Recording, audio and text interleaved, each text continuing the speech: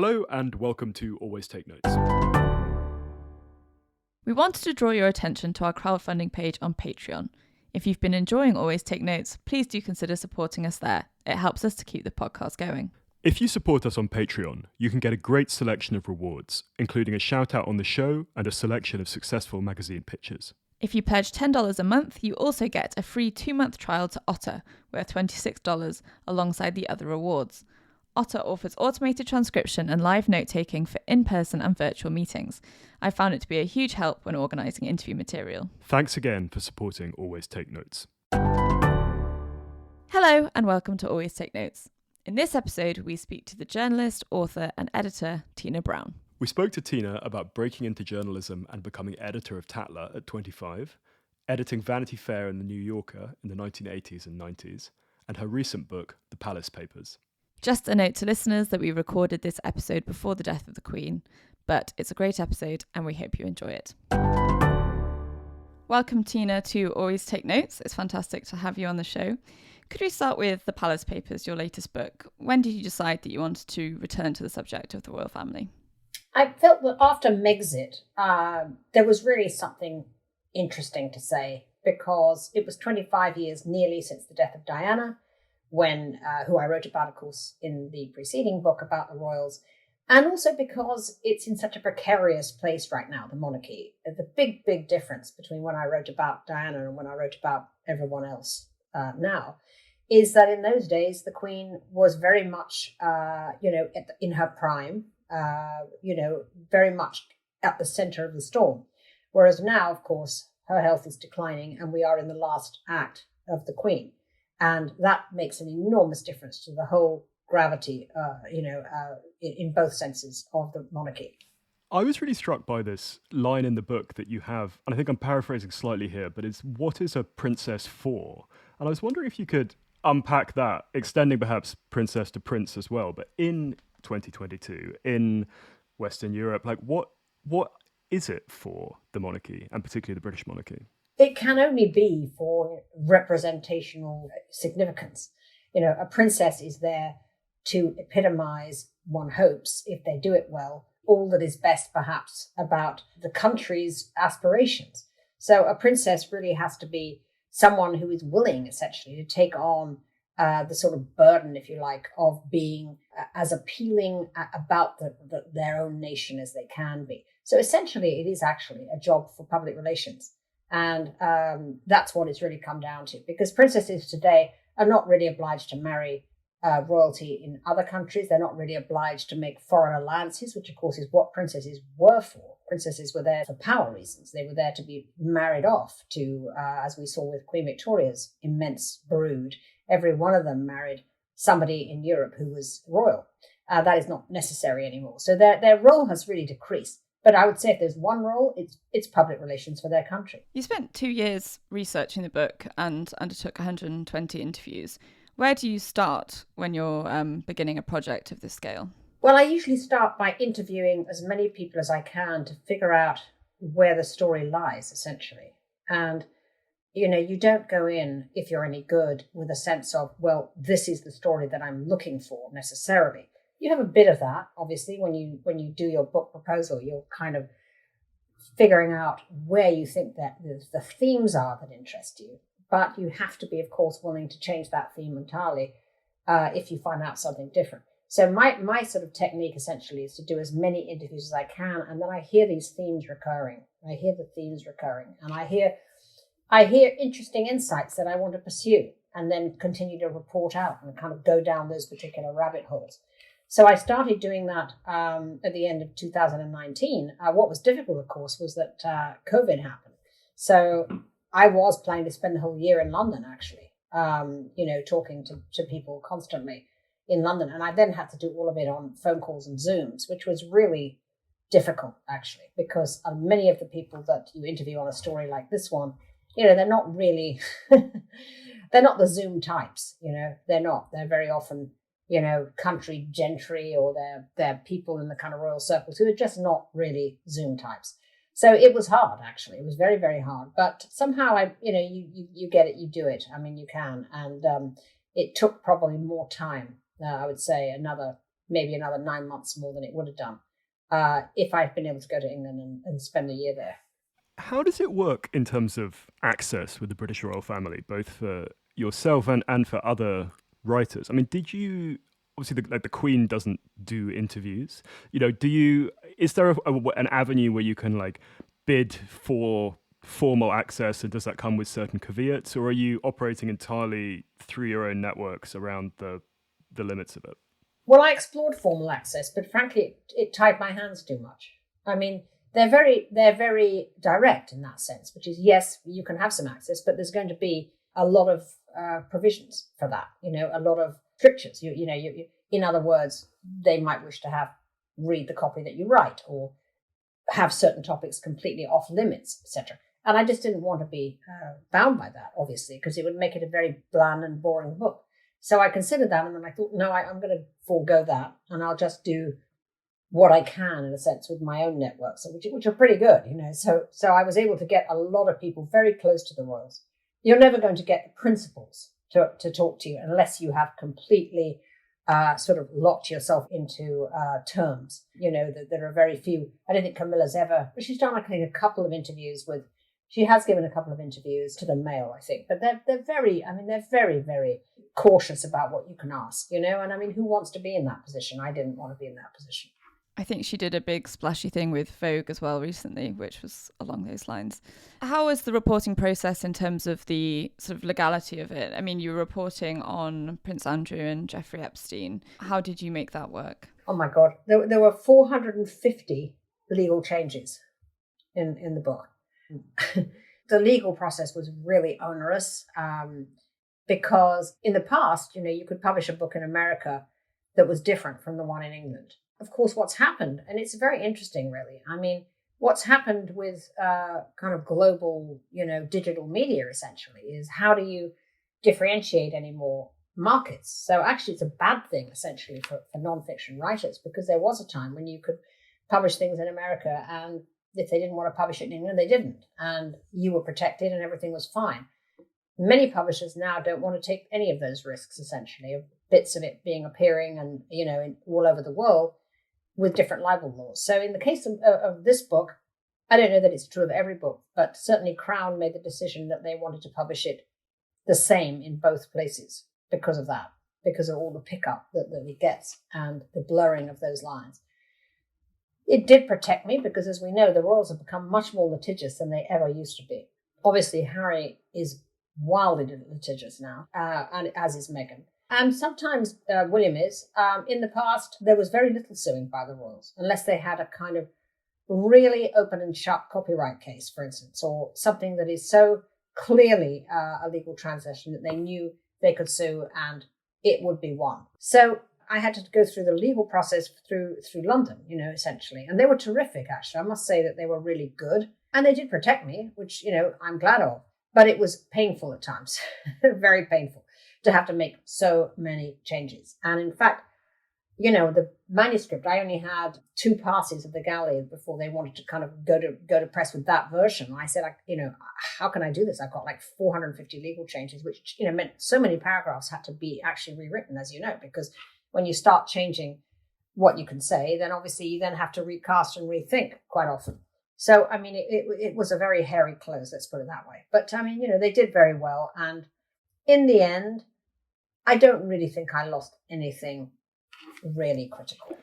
And when you've got a situation like that where the principals won't talk, but it's a kind of litigiously concerning environment, do you have a situation when you're closing it where you have to send right of replies to the principals, kind of in the knowledge that they won't engage with them? Or how do you cross that bridge? It depends on everything that you're saying, essentially. I mean, I would just try to report it to the point that I was really clear what I was saying, essentially. I would take something out if I felt the only way to get this confirmed is through the principal, because they're not going to confirm it. In fact, all they're going to do is they're going to say there's no comment, and then suddenly you've got 5 PRs on the phone with you, so you're not going to get any confirmation. So the only way you can report a story like this really is by trying to nail it down and to the point that you feel very confident that what you're saying is right. And as I say, take it out if you really feel the only person who can tell you this is them. In a more general sense, what are the challenges of writing about a family that is so overexposed already? Well, I mean, one of the issues that was kind of very challenging is just how stunningly unreliable the stories are. I mean, that's what really freaked me out, quite honestly. There are so many stories about the royals that have been kind of passed into received wisdom that actually you start to really report them out and they're just not true. I mean, they're just not. And that was actually extremely worrying because, citing sources, sometimes you just thought, well, I can't cite these sources because they're not reliable. So that was obviously one of the most onerous things. And I mean, I care very much about accuracy, obviously. So yeah, it's very, very challenging and quite stunning sometimes when you, for instance, give an example of that is, in every single story about Tom Markle, it says that he won the lottery, that he won a lottery of $700,000 when Meghan was young. And, it just has been in every single story and every single royal book, right, about them, about him, anything about Meghan and Harry. So when I was talking to him, I said to him, well, what happened to the lottery money? Did you spend all that on, what did you spend it all on? He says, what? He said, I never won the lottery. I said, but what do you mean you never won the lottery? I said, it's in every single story. He said, I know. He said, I don't know how I got it in, how it came about. He said, I think it may have been my son who I don't know. He said, I don't know how it came about. I said, but I mean, why haven't you corrected it? He just said, I can't be bothered. And he said, but I've tried to say it's not right, but they keep on printing it.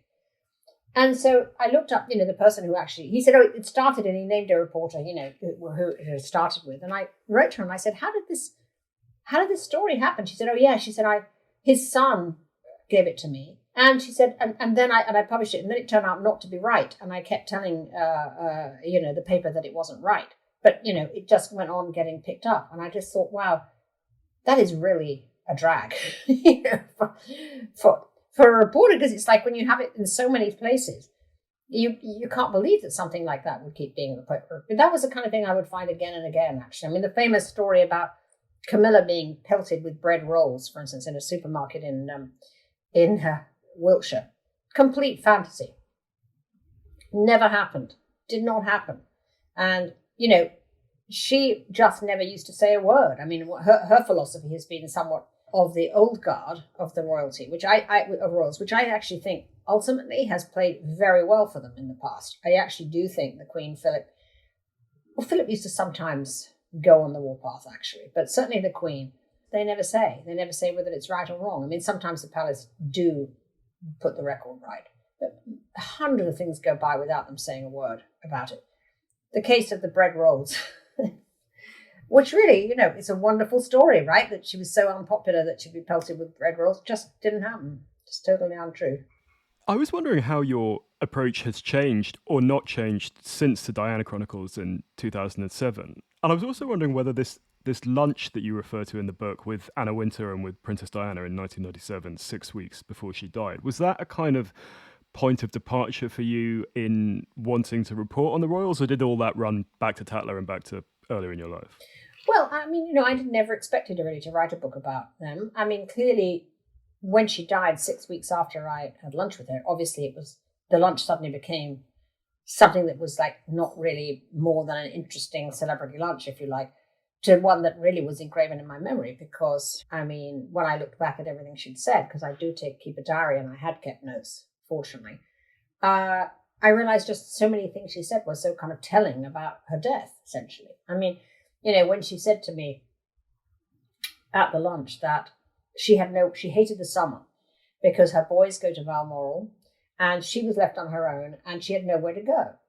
And I said at the lunch, well, that seems, hard to believe that, you don't have, you're one of the most desirable, women guests in the entire world, that you wouldn't have anywhere to go. She said, no, you have to understand, the press it's so invasive that nobody wants to ask me, because if they do, they have their trash rummaged through, their holidays ruined. So I don't really have anywhere to go for my holiday.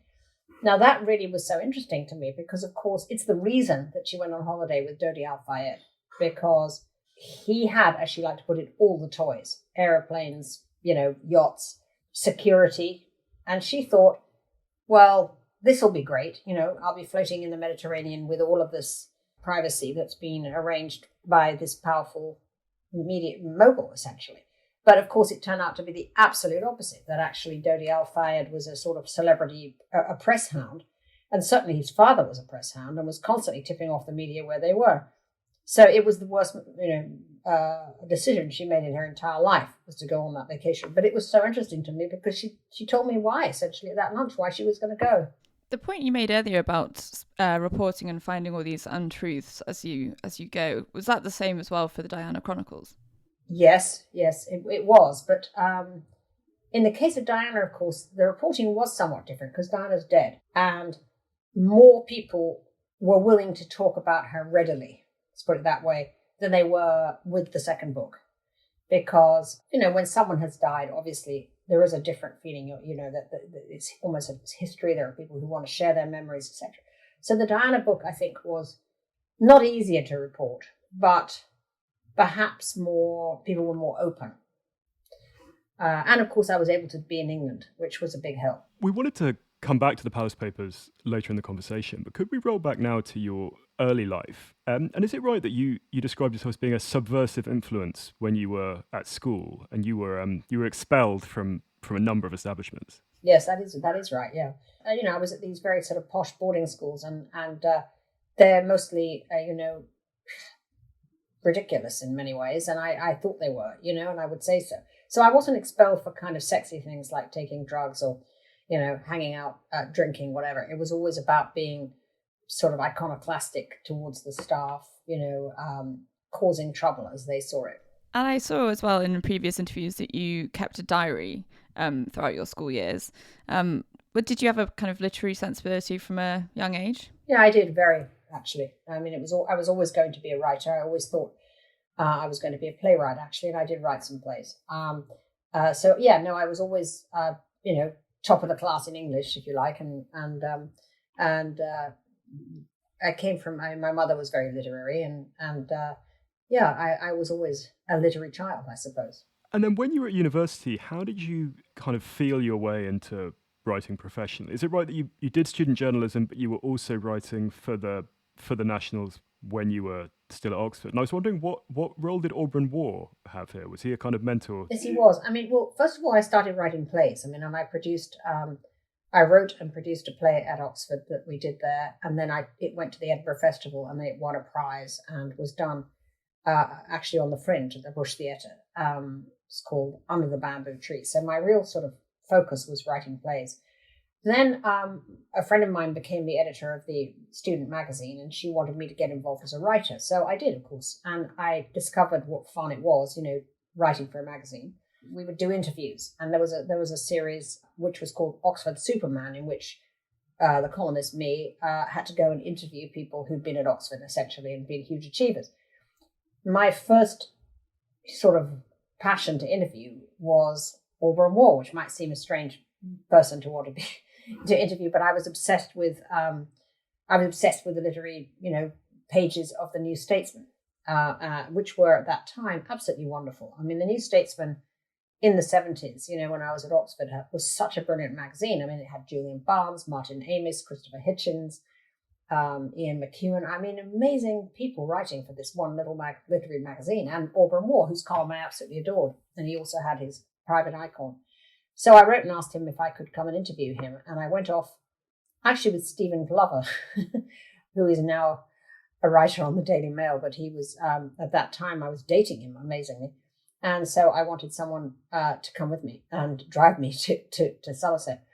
And we went and had lunch with Auberon Waugh in Somerset, and at the house that had been Evelyn Waugh's house. And he was absolutely enchanting and hilarious and wonderful. And then we sort of, after the interview, which I did, we then kind of kept up a kind of pen friendship, and he was, became the sort of mentor of mine. He said, well, I must introduce you to this and I must introduce you to that. And he invited me as a guest to a lunch, a private eye lunch at the Coach and Horses pub, in a room above the Coach and Horses pub in Soho. And this lunch was considered a really kind of, secret kind of, cool thing to be asked to. The staff of Private Eye would invite politicians, and then they would sort of all talk off the record, and it was all very louche and interesting. And anyway, so I was invited to that as this sort of student who was just a friend of Auberon Waugh's. But actually what I did was I wrote it all up myself. So I kind of turned the tables on them and did a very entertaining, I have to say, sort of satirical piece about them. And they were stunned because they'd all been thinking of me as this sort of, blushing blonde, completely sort of chauvinistic atmosphere. And they never thought that I'd have a brain in my head, let alone write a piece like that. So it was published in the student magazine in ISIS, and they just all, it would cause something of a stir, because all of these writers at the Private Eye Lunch all were kind of amazed by this piece that had got them all nailed. So it kind of did the rounds, and it ended up being seen by the editor of the New Statesman, a magazine I worship, and he invited me to write. So while I was at Oxford for the last year, I became the kind of Oxford correspondent, if you like, of the New Statesman. That's how I started writing, and that's how the Sunday Times noticed my work, and it all began essentially with the Private Eye Lunch. And am I right in thinking as well that you developed a kind of knack for publicity while at Oxford? I read about a boat party that was covered by Cosmopolitan. Is that right? It was covered by Cosmopolitan. I can't remember why. Yes, it was. It was. We had me and my best friend. We took over a barge and had our 18th birthdays there, and it was wonderful. Actually, yeah, it did end up in the Cosmopolitan. I absolutely cannot remember for the life of me why. Perhaps because by that time I was writing for the New Statesman, so I became a kind of, who is this student writing for the New Statesman? You've written about your relationship and later your marriage with Harold Evans as a scandal. That was the word you chose. I was wondering how that became a scandal at the time, and then looking back and some of the discussions that have taken place about power dynamics in the workplace and things like that. Looking back from now, how do you feel about that period of your life? Pretty much inconceivable now, essentially. I mean, he was 25 years older than me, and he was editor of the Sunday Times, and I was 25, so 24. So I mean, looking back, it was amazing, essentially. But I mean, I started writing for the Sunday Times. He then, I became known to him, obviously, and it was kind of love at first sight when we met each other. I then decided to leave the Sunday Times immediately and I'm very glad I did, because I never wanted it to be thought or said that was why I was at the Sunday Times. And so I left, and that was actually really why I got into editing, because after the Sunday Times at that point was the greatest newspaper in the world without question. I mean, it really was an astonishing newspaper, and everybody used to wait for it to arrive, like with sort of anyone who cared about journalism or writing or anything. I mean, the Sunday Times was a brilliant newspaper, start to finish.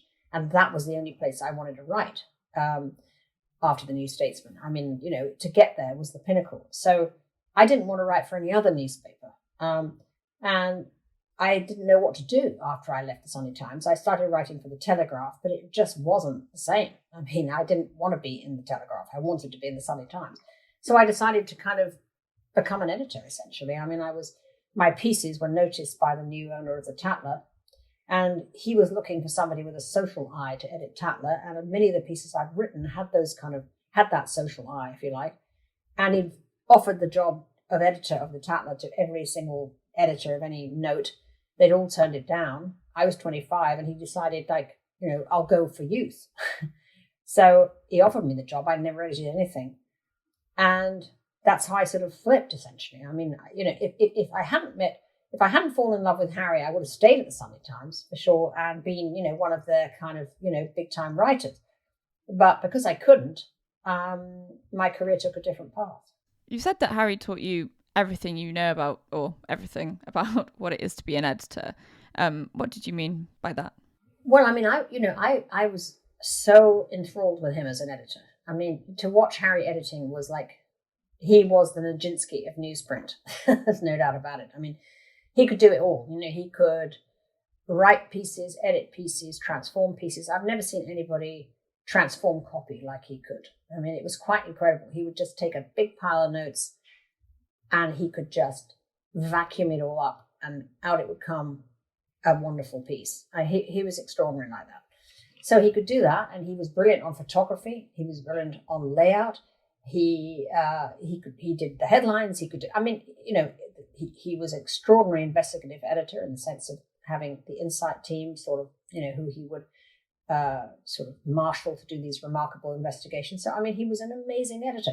So I was able to watch that firsthand. And when I took over Tatler, I didn't even know how to do a layout. I'd never done anything like it. And he actually showed me how to do a layout by drawing. There was a piece we were doing about Princess Margaret's sort of this courtier, Colin Tennant, who Lord Glenconner, as he then was, it became. And his kind of majors like island that he bought, Mustique, as which we all of course know now, but he bought this island and turned it into this kind of Tempest-like island, if you like. And I wrote this big piece on him. It was a great story with wonderful pictures, but I had no idea what to do with it. And Harry just drew it on the sitting room wall. I mean, I'll never forget that he just sort of said, here's the picture. He got the projector, because that's what you had to have then. And I didn't see the picture in the picture that I had. I mean, I saw a picture with lots of people in it and the hero sort of off in a corner. And he just showed me how you could blow the picture up, and crop in and make that into a spread. And he drew it on the wall, and then he wrote the headline on top and wrote the kind of, drew the leg of copy down the side. He said, that's how you do a layout.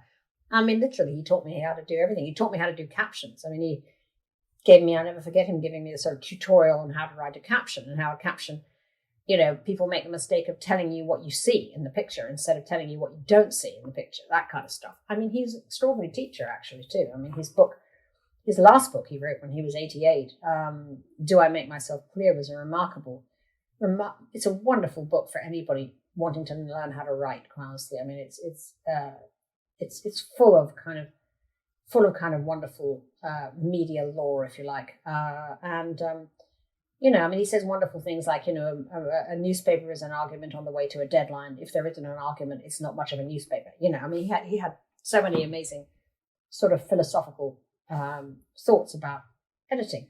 So a long answer of saying, yes, he taught me everything I know.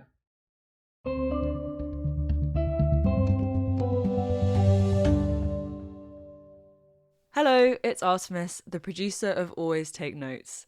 I hope you're enjoying Simon and Rachel's conversation with the journalist, author and editor Tina Brown. It's time for the next instalment of our segment where we share bonus material from previous guests of the show. So this week we're going to hear from the novelist David Mitchell on a piece of advice he wishes he'd had at the start of his career. You just do it. It's like the Nike advert. Just do it. It doesn't matter if you're in the mood. It doesn't matter if what you're writing is any good. Just do it regularly, whether you feel like it or not.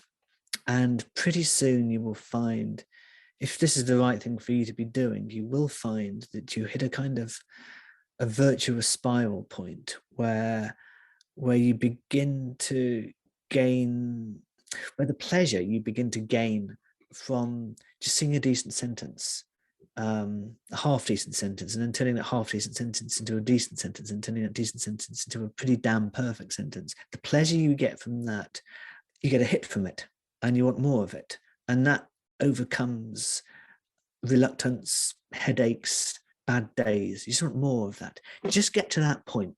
Then you know what I'm talking about. And then you need the discipline to stop, not to start. That was David Mitchell. And if you were interested in what he had to say, you can listen to our full interview with him via our website, which is www.alwaystakenotes.com. Now back to Simon and Rachel's conversation with Tina Brown.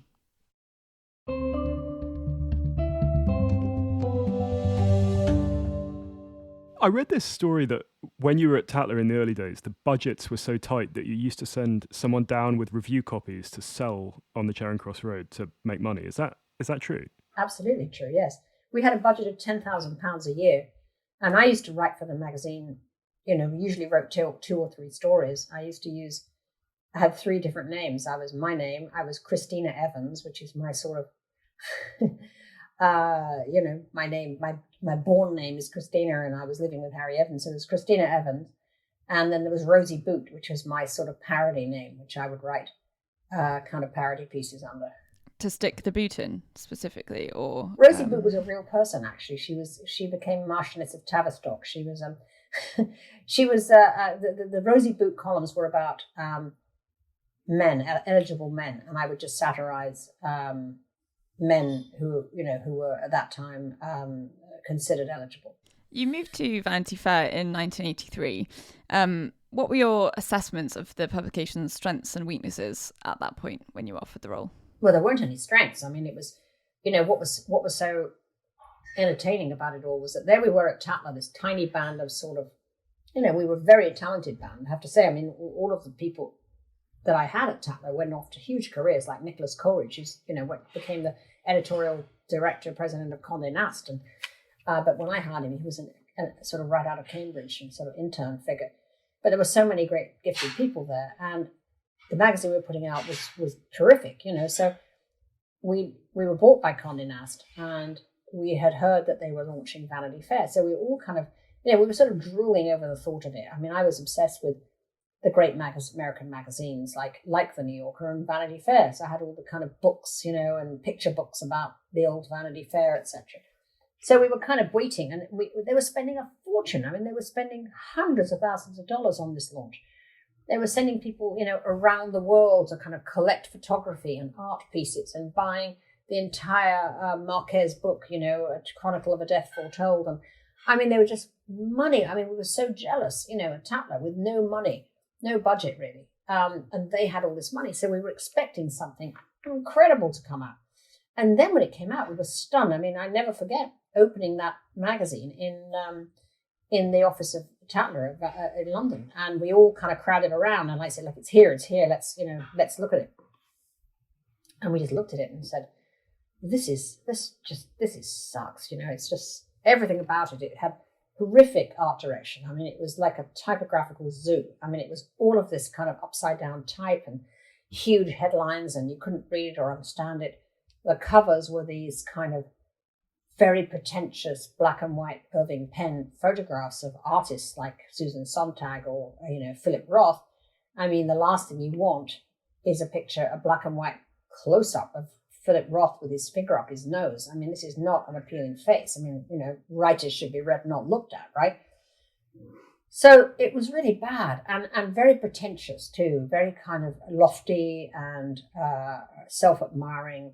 So we just thought, this is just terrible. And sure enough, it came out, it had 2 issues. I think 1 issue. The first issue just bombed. I mean, it was the worst reviews I've ever read for anything because it had had a lot of hype too. And of course, the media in America was quite irritated by all the hype. This is going to be the greatest magazine in the world, huge kind of hoardings with great pictures, like it's coming soon, Vanity Fair. They did the classic mistake of too much hype.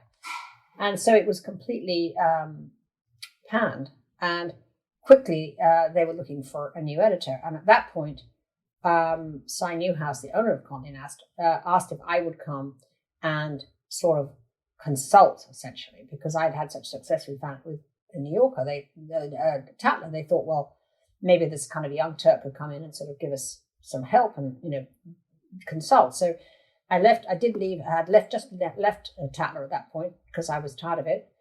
And so I went to America, and I thought, this is great. I mean, I'll have 3 months in New York at Vanity Fair. And even though it was terrible, I still thought it was very exciting to go and be there, And they had put in this guy, Leo Lerman, who was this antique character who was the features editor of Vogue. And he was a kind of, he had a kind of Leo Tolstoy beard, and he was like the darling of, he's friends with people like Lillian Gish. I mean, I'm talking about like somebody who was, as far as I was concerned, he was 125 years old. And he was put in as the editor.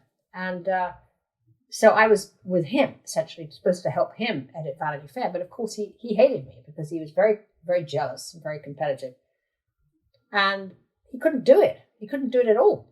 And I remember, Leo Lerman was kind of a legend. But as soon as I sat in any meetings with him, I was thinking, these ideas are just terrible, and they're ridiculous. And he could not do a layout. He didn't know what to do. He was absolutely out of his depth, is the truth. So I thought, well, I'm not staying here because all I'll do is kind of be tarred with this brush of Leo. And I have to say, it was quite kind of ballsy of me, I will say, at the time, because I was, basically Cy Newhouse begged me to stay and be his kind of deputy, essentially doing it while he was the kind of ambassadorial figure. And I said no, because I'd either give me the magazine or I don't want to be helping him, because all that will happen is I will help him and then I won't get to be the editor of Vanity Fair, which was, when I look back, was sort of, I'm proud of the fact that I said it, actually, because most people, I think, would have just at that age have thought, well, I'll take this job, Harry was completely supportive. He was in England, but, his attitude was, I must do what I needed to do for my career, which was always what was wonderful about him. So I went back to England and I left them there with this kind of turkey, thinking to myself, it's so bad they're going to have to fire him and then they'll come and call me up. And that's exactly what they did. It was a turkey for another 3 months. And out of the blue, literally out of the blue, this was in December 1983, I was on vacation with Harry in Barbados at the time. And I got this phone call from Alexander Lieberman, who was the Grand Tsar of the editorial side, asking if I would come for lunch with Cy Newhouse. I said, well, I'm in Barbados, but okay. And I went to have lunch. They offered me the job and they said, would I start in January the 5th? So I never went back to England again for 3 years, actually. And after that, Harry went back to England. He packed up the house. He got a job, consulting, being a professor at Duke for a bit while he figured out what he wanted to do. And that's what it was. And it was an amazing life change, really. There were two moments from the Vanity Fair period I wanted to ask about particularly. The first was, I forget the year exactly, but when you did this photo shoot with Reagan at the White House. And I was reading about that as a kind of inflection point, that it looked like the Newhouses might pull the plug on the magazine and that this was a turning point for that. And the second was getting William Styron to write about his depression. Could you tell us about those two moments? Well, yes, it was very exciting, actually.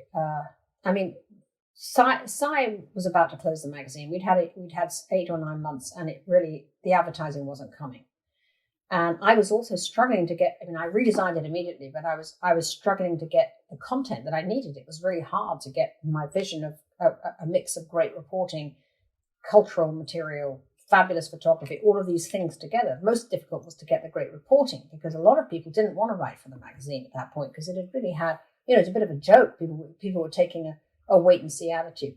And then we got actually 3 stories in a row, which kind of changed our whole trajectory. The first was getting a photo shoot with the Reagans, with Harry Benson, the great photographer, and William Buckley was going to, I said, write a piece about the marriage, which kind of no one really had kind of done in a way that, with any kind of splash. So the idea was to get the two of them together. William Buckley would write the piece and Harry Benson would do the photographs. And, it was one of those amazing things where Harry Benson set up a boombox, as we had in those days, playing Nancy with a Laughing Face. And the Reagans arrived for the photo shoot. And as they walked in, Nancy said, look, oh, Ronnie, they're playing our song. And they literally broke into a foxtrot together. And can you just imagine this happening now? It just would never happen, I think. People are so sort of scared now of doing anything remotely offbeat. And no one knows how to foxtrot either. Nobody knows how to foxtrot, for sure. But the fact they did that was just so wonderful. Anyway, the pictures were amazing. And then they did this great sort of Hollywood screen kiss, which we splashed in the magazine as the Reagan kiss. It just sort of went everywhere. And the other big stories we did were Dominic Dunn's wonderful piece about the Klaus von Bülow, murder trial. And we had Helmut Newton take these pictures of Klaus von Bülow, all dressed in black leather, which Helmut persuaded him to do. So, of course, nobody could have looked kinkier or more dark or more exactly what someone on trial for murder doesn't want to look. So that got massive attention. And the third one was my Diana story, my Princess Diana story, because, I actually broke the news that the marriage was in trouble. And it was called The Mouse That Roared. And it was a story about how everything was going wrong in the Wales' marriage. And Diana and Charles were so furious, the palace was so angry, they did something they almost never do, which is go on television to deny it. And of course, as soon as that happened, I knew that it was true, because the palace never denies things unless they are true, as far as I could see. And when I had lunch with her, that lunch you mentioned at the beginning, she actually smiled and she said to me, you got it right, didn't you? I said, well, I did, but you two went on television and said it was untrue. So those three stories essentially sort of turned it around. The Styron story came quite a bit later. After about 2 years, 3 years, Vanity Fair became very, very good, I have to say. I mean, I did manage to get the vision and succeed in that sense, because I wanted every piece of the magazine, every bit, every element to be, as good as it could be. And that meant that social stories, if they were going to be social stories, had to be the most entertaining and the best, like with Dominic Dunn. The reporting had to be absolutely first class. And I got terrifically good reporting from people like Alex Shumatov, who wrote brilliantly about Africa and about the rainforest. And I mean, just wonderful pieces. T.D. Allman, who did incredible work on people like Noriega. And then I wanted to have the essay element, to be as good as that. And it really sort of is an example to me about how nothing is a waste of time if you are an editor. You have to get out of the office and go to things. And I was invited, actually Anna was involved in this too. Her husband, Dr. David Schaffer, was a specialist in teenage suicide. And so she asked me to join her table actually at an event that was a fundraiser for a sort of the suicide, survivors of suicide. And to my surprise, William Styron was there at another table. And it was quite a sort of intimate affair. I mean, obviously the only people interested in attending such an event have some reason, connection to be at it. So there was an atmosphere of a sort of trust and intimacy. So William Styron just suddenly got up and started talking about his own depression and how he had wanted to kill himself and how deeply, traumatic this whole passage in his life had been. So, I beetled over, of course, and asked him if he would write about it for Vanity Fair. He said, let me think about it. And the next day he actually called me and he said, I've been thinking about it and I would like to do it. And so this amazing piece came in and I called it Darkness Visible, after the line from T.S. Eliot. And it had a huge effect, actually. It was a very, very important piece. I mean, 60 Minutes did a big piece on it. It really had traction, as they say. And he then developed it into a book with the same title. So I was very proud of it. I felt that we'd done an amazingly good piece of literary journalism because it's beautiful writing. And also said something important about depression, which had made an impact. So that was one of the things at Vanity Fair that it was very rewarding to do, to be able to create such a kind of glossy package that had these incredible plums in it. Time is marching on, so we'll move on to your time at the New Yorker. Is it true that you said you only felt that you could take that position because your parents had moved over to help with childcare? Well, I wanted to do it once I was offered it, but I was nervous about it. Yes, I had very young children at the time, and I may have turned that down if my mother hadn't come, because I didn't know what I was going to do about my very young children. So I knew it was going to be much more high pressure than Vanity Fair because it was weekly. So I'm abidingly grateful that they did. We saw this line, at least attributed to you, talking about 50,000 words about zinc as a kind of comment on the old New Yorker. Although I heard it was also actually a story about grain on the prairies. Perhaps you can enlighten us on that. But what was it like coming in and kind of shaking up a magazine that was such an institution? And what was your vision for it? Well, I had a very clear vision for it. I mean, I felt that it was a sleeping beauty. I really did. The more I looked at it, the more I thought it was a sleeping beauty. And what really turned me on to do the New Yorker, because I wasn't quite sure at first, I thought, is this really going to be something that resonates with me? Was when I looked at the Harold Ross editions, when the very first editions of the New Yorker in the 30s by Harold Ross, the editor. It was so different from the New Yorker of the 60s, 70s, 80s. It was far more fast-paced. It had so much more irreverence. It was visually much more appealing. They would have full-page drawings by people like Peter Arno and Charles Adams. I mean, big full-page, wonderful drawings. Shorter pieces. The Talk of the Town was actually squibs. I mean, the Talk of the Town pieces were like 150 words, many of them. And I loved all the kind of titles of how he named things like, personal history or annals of this, annals of that, all of this stuff. I thought, this is great. I'm going to revive it. I'm going to totally go back to the DNA of Harold Ross. And that's what I did. I commissioned a redesign that was entirely inspired by the Harold Ross New Yorker. And the redesign, I think, was really, really good. And I made a decision, which was a good one. I said to Cy Newhouse, who was the most impatient man in the world, because he offered me the job at the end of May.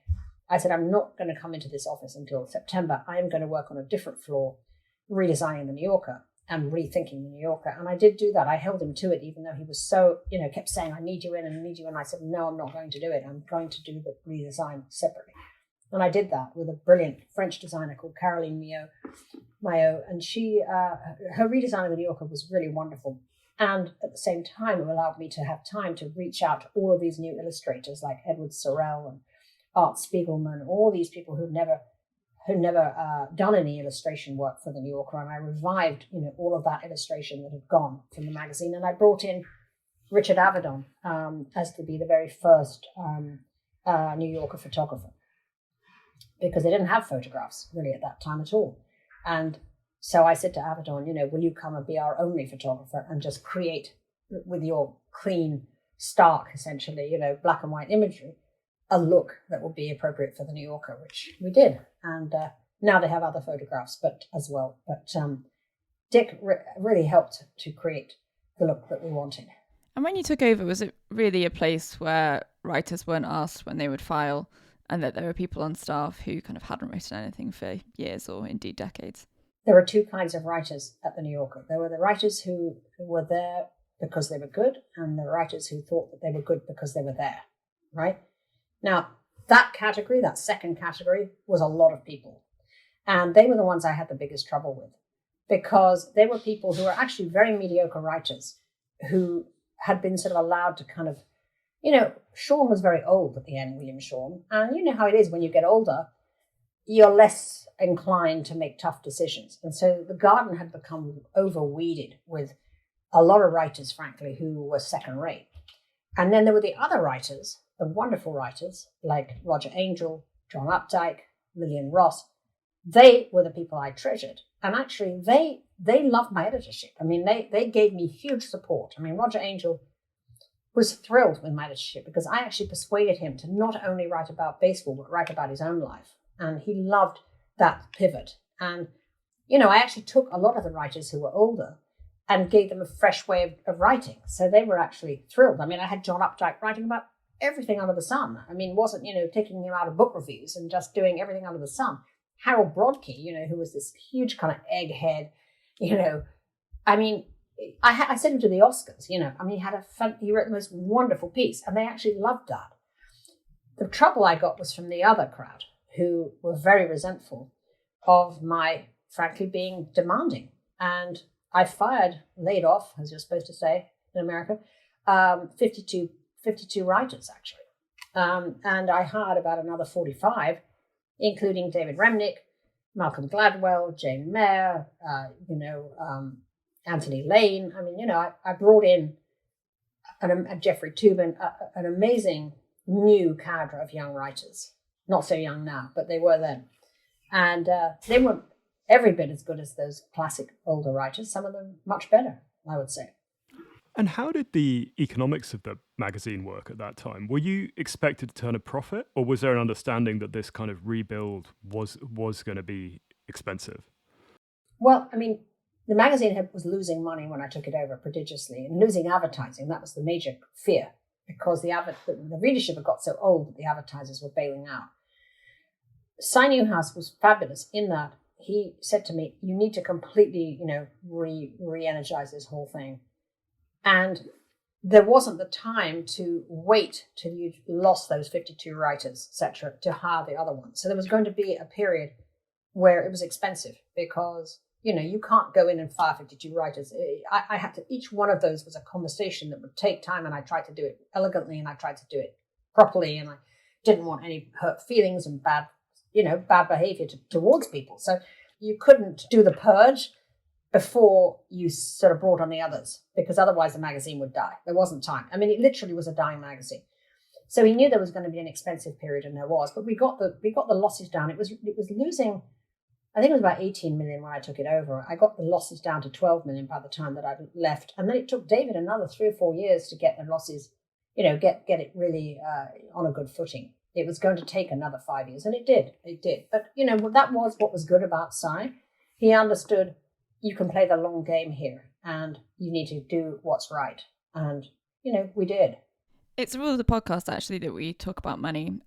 So to sort of remain on that theme for a while, how has money worked for you throughout your career? Am I right in thinking that you once brought in a lawyer to help with your sort of personal salary negotiations?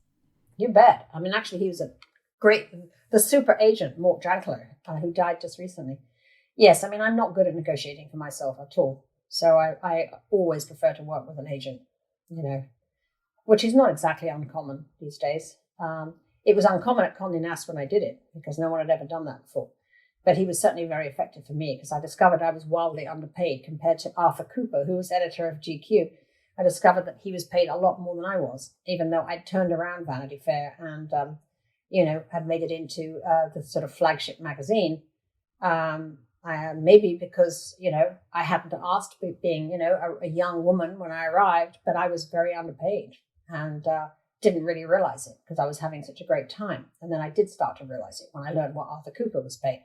So that's when I brought in Mort Jankler, who did a fabulous job of getting me very well paid. Could you tell us about Talk Magazine, so the immediate post-New Yorker period, and then what was Harvey Weinstein's role in that whole venture, and what was he like?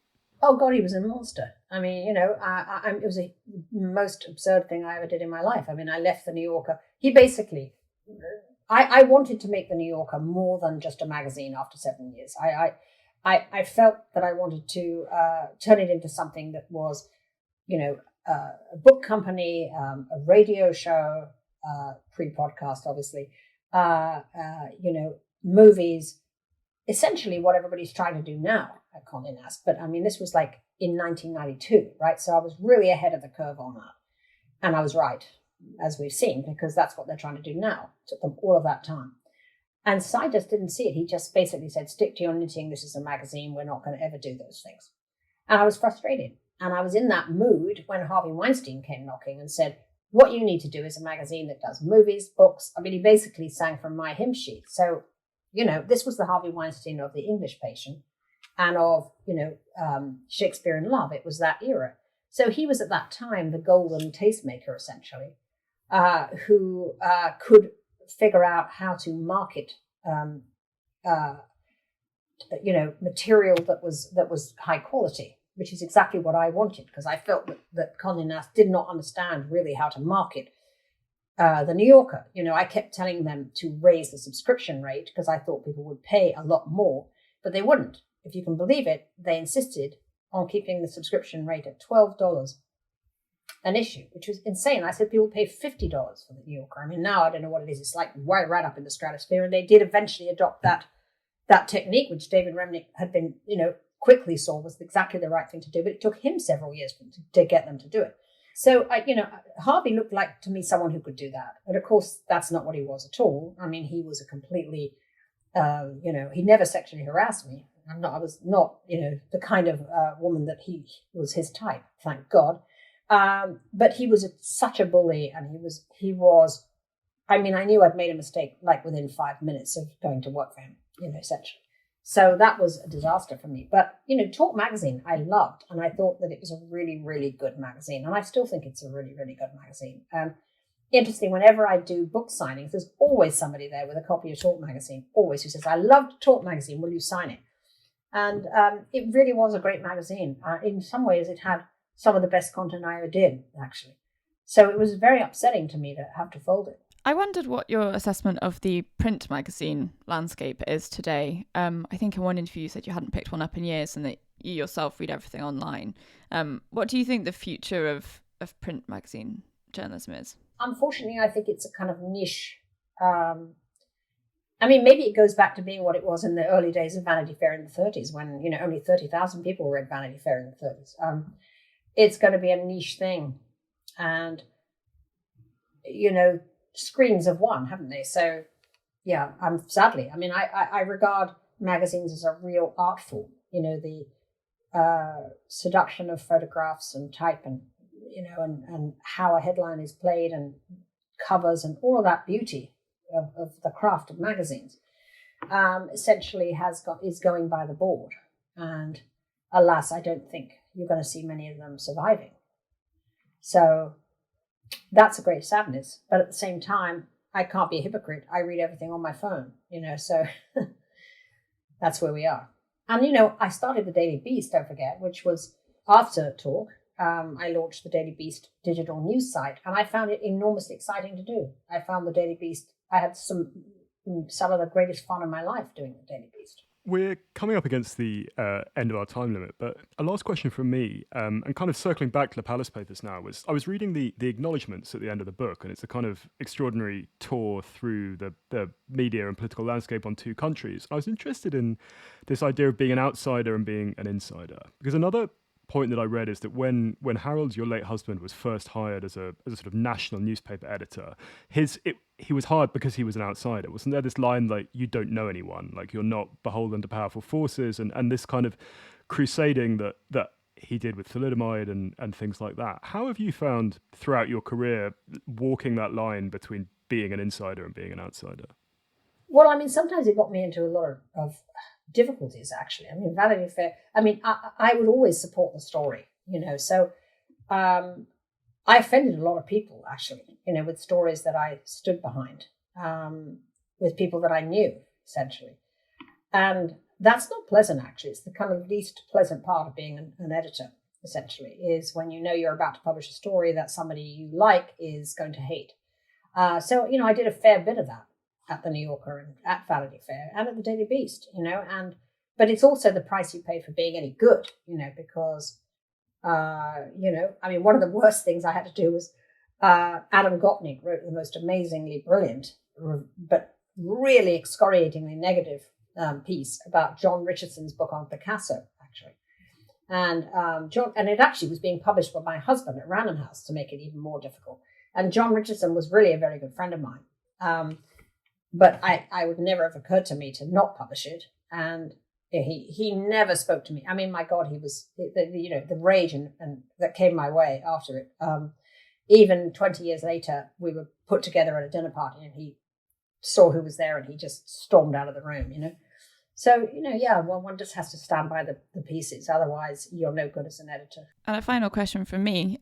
Could you tell us a little bit about the different projects you work on today and whether you still dream of being the president of an Oxford college? Oh, I do not dream of doing that. No, I think academia is absolutely the worst possible challenge in today's environment. It's, I think you spent all your time arbitrating, woke insurrections of one kind or another. No, it's not my ambition to be that at all. I've actually spent the last 6 months, few months, raising a legacy fund for my husband, the Sir Harry Evans fund, and I've managed to raise $7 million, which I'm very proud of. And we are going to use it to underwrite young investigative journalists in an early stage of their career. So there'll be an annual fellowship in investigative journalism, which is in partnership with Reuters, who Harry worked very happily with in the last 10 years of his life. So Reuters will be hosting that investigative journalist in their newsroom.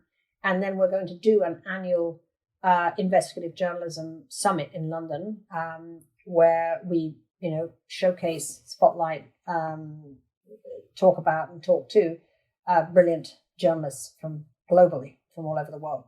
So that's something I'm very excited about, actually, and it's consumed a lot of my time. I feel like I'm working for my husband all the time right now, which was always his ambition. So that's what I've been doing, essentially. Brilliant. Well, look, thank you, Tina, for a fascinating and wide-ranging conversation, and wishing you all the best with your projects going forward. Simon and Rachel, fun to talk to you. That was the Always Take Notes interview with Tina Brown. She's on Twitter at Tina Brown LM, and her latest book, The Palace Papers, is published by Century. Hello, it's us again. Simon, what was your takeaway from the interview with Tina? It seems to me like a kind of another extraordinary slice of journalistic or media history in some ways. Not to say that she is a figure of the past, but that she had this incredible meteoric career, editing magazines in her 20s, crossing an ocean, doing the same thing then. And I was really interested to get the sense of how she kind of laid the foundations of the modern New Yorker, that she took this magazine that was a cultural landmark, but had become, I don't know if stayed is the right word, or slightly, not really on the zeitgeist, and lifted that up. But yeah, I just, she's a force of nature, and it was great to have her on the show. What did you think, Rachel? Yeah, it was one of those careers that was hard to cover in 50 minutes. We didn't really get into the Daily Beast, her work there. So that goes to show how much ground there was to cover. It was excellent to have an editor of her caliber on the show, especially as we've had some New Yorker writers, but not any editors. So as you say, it was fascinating to hear about her approach at Tatler and then Vanity Fair and the New Yorker. And obviously her book as well has become very timely. And what have you been working on, Simon? I've been doing a whole lot of admin for my new book, of setting stuff up in the Alps, which has been fun but hard work. And I'm about to travel to New York to meet the editor of the American edition, which I'm looking forward to and always enjoy getting back to New York. So yeah, it's been busy, but it's been fun. What about you, Rachel? I am still doing my editing shift for the newspaper, so have been looking after some really interesting pieces about Iranian cuisine and the World Cup, and also edited one on 50 years of HBO, which obviously is very in my wheelhouse. So yeah, it's been good. This has been Always Take Notes, hosted by me, Simon Acomb. And me, Rachel Lloyd. Our producer and social media editor is Artemis Irvin. Our score is by Jess Danheiser, and our graphic design is by James Edgar. If you'd like to follow us on social media, we're on Twitter at Take Notes Always, on Instagram at Always Take Notes. If you'd like to support us on our crowdfunding page on Patreon, we're on there under Always Take Notes. And if you'd like to leave a review on iTunes or get in touch with us via our website, please do. Many thanks. Goodbye.